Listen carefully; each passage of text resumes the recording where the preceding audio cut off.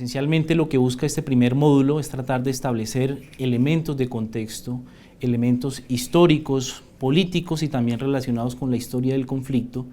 que permitan dimensionar por qué llegamos a este escenario de conversaciones con las FARC en La Habana, que como ustedes saben inició formalmente o se dio a la luz pública en agosto de 2012. El contenido temático, como lo pueden apreciar de este primer módulo, consta de 6 partes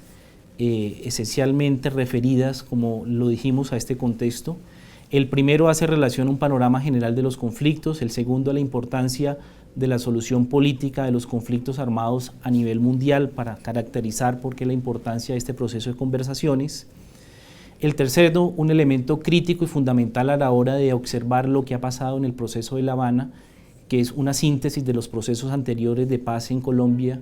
acentuando y caracterizando sus diferencias con el actual proceso de conversaciones. El cuarto, un contexto previo y específico de las lecciones que tuvo el gobierno para considerar el inicio de un proceso de negociación o de conversaciones con las FARC en el año 2012. Y por último, temas, digamos, de mucha actualidad que revisten mucha importancia y que necesitan, digamos, ser profundizados. Uno de ellos son las conversaciones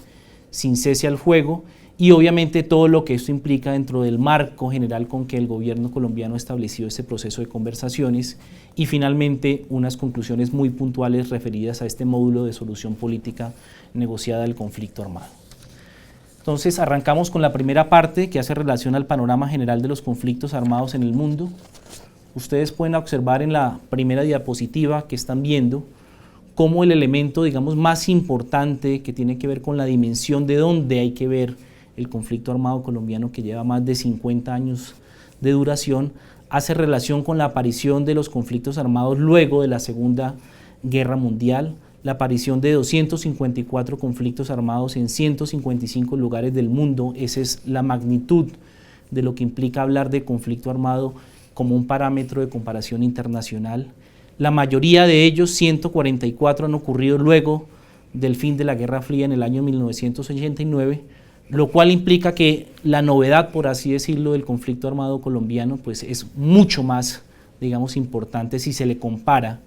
a nivel internacional. Finalmente vemos 2 datos muy importantes. El primero de ellos, como en el dato más reciente que tenemos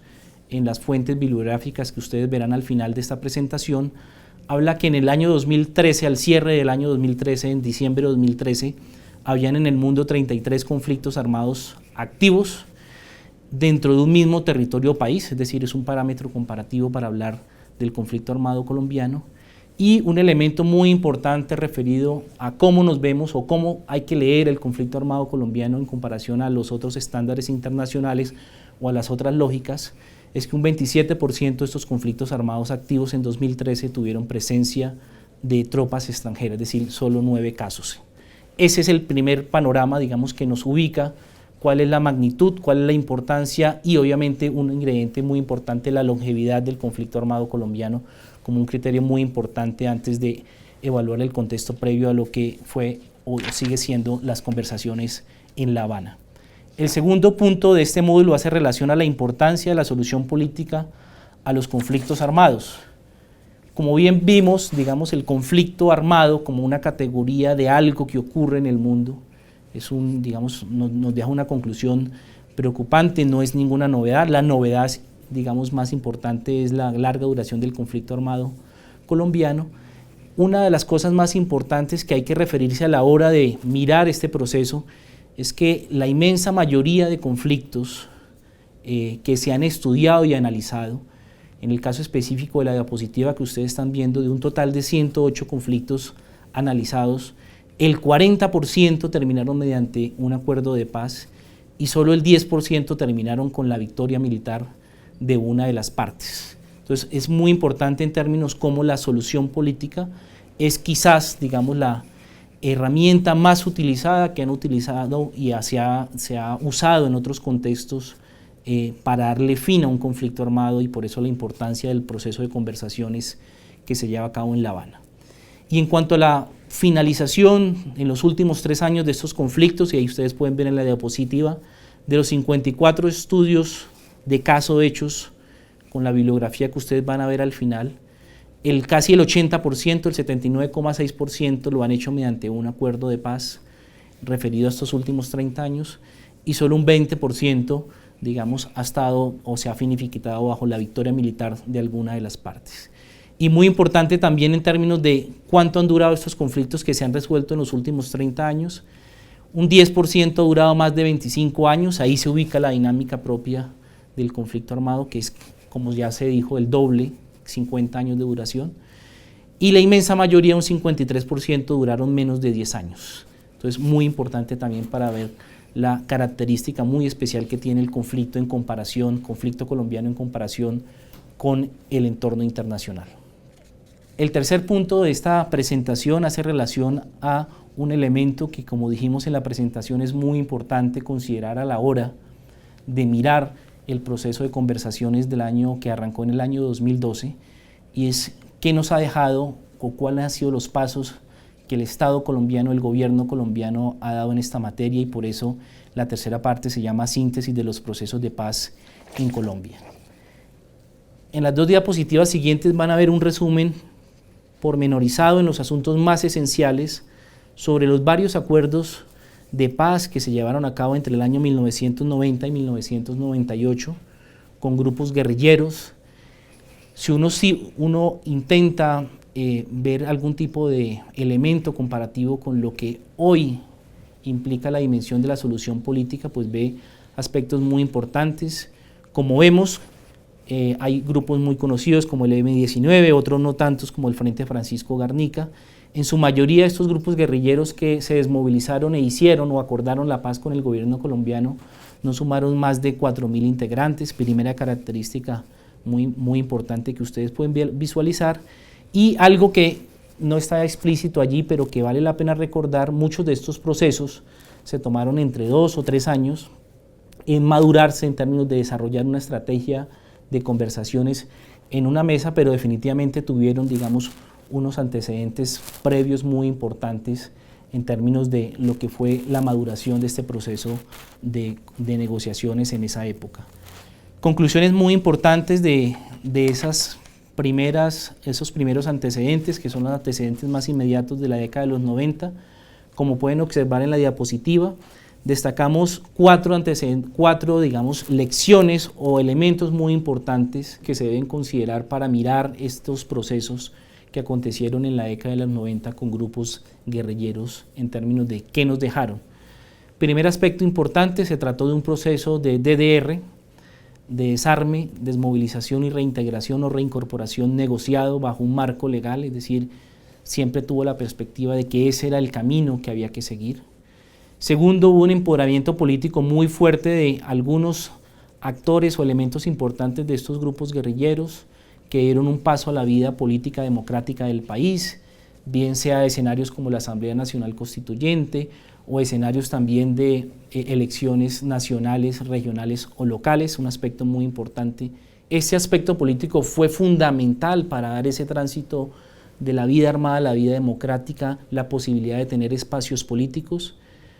Otra conclusión también muy importante que nos lleva a pensar cómo el hecho de construir este escenario de conversaciones en el 2012 debe tener en cuenta esas lecciones del pasado, es que fueron procesos que tuvieron muy bajo impacto regional o territorial, es decir, se constituyeron en desmovilizaciones, en entrega de armas,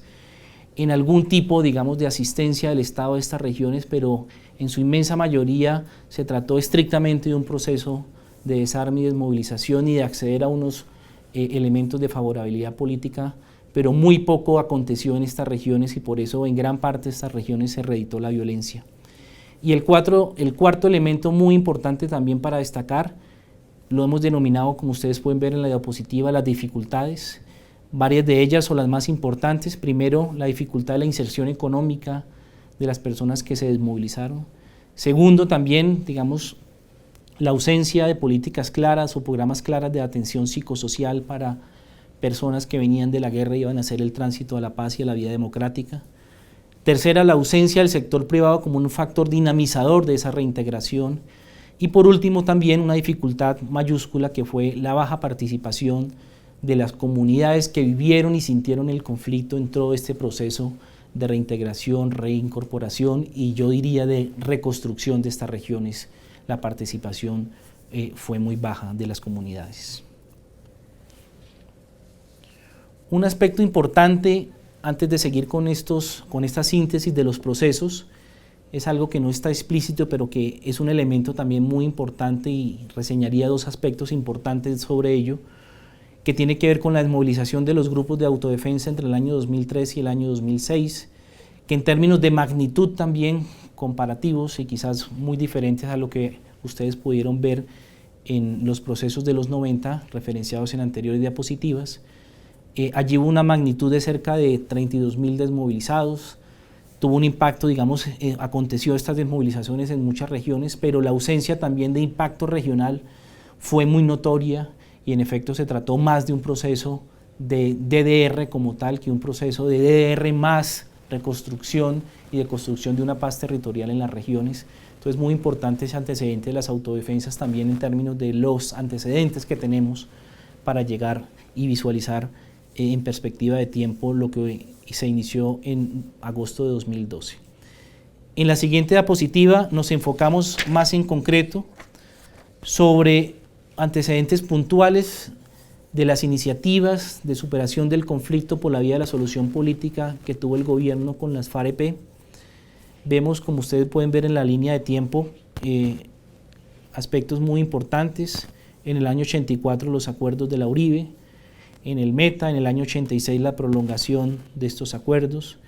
En el año 87 un elemento también muy importante, se unen la mayoría de grupos guerrilleros en la coordinadora guerrillera Simón Bolívar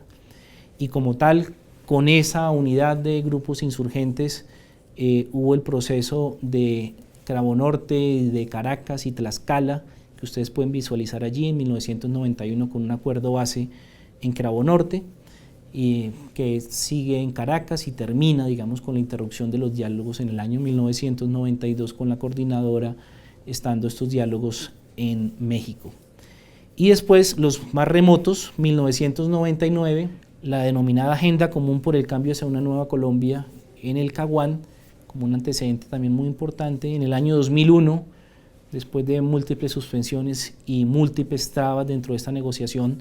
el denominado Acuerdo de los Pozos, y finalmente, pues en esta línea cronológica, en agosto del año 2012, el Acuerdo General para la Terminación del Conflicto y la Construcción de la Paz, del cual estamos hablando.